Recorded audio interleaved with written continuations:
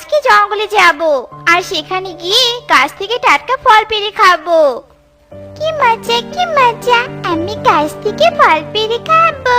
মা মা, আমার ফল খেতে অনেক ভালো লাগে, আর আমরা জঙ্গল থেকে অনেকগুলো ফল খেতে পারবো। কাকলি ও কুহুর জঙ্গলে যাওয়ার খুশি দেখে কালু তাদের কথায় রাজি হয়ে যায়। এরপর তারা জঙ্গলের উদ্দেশ্যে যেতে থাকে। আর কিছু দূর পথ যাওয়ার পর তারা জঙ্গলে পৌঁছে যায়। আর সেখানে গিয়ে চারিদিকে তাকিয়ে দেখতে পায় চারপাশটা যেন ফল গাছের বাগান হয়ে গেছে। ওয়াও, এত রকমের ফল! এই বনে এত এত ফল পাওয়া যায়। মা ও মা, আমি ওই লাল লাল আপেলগুলো খেতে চলে গেলাম।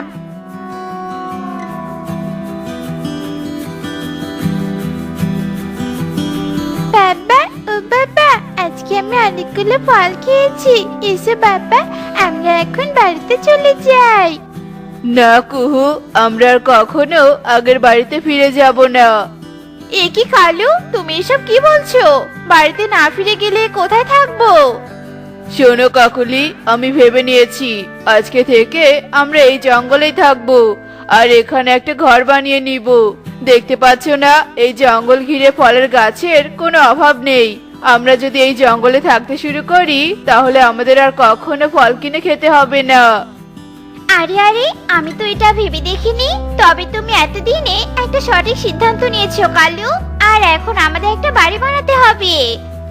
এরপর কালু ও কাকুলি সেখানে একটা বাড়ি বানিয়ে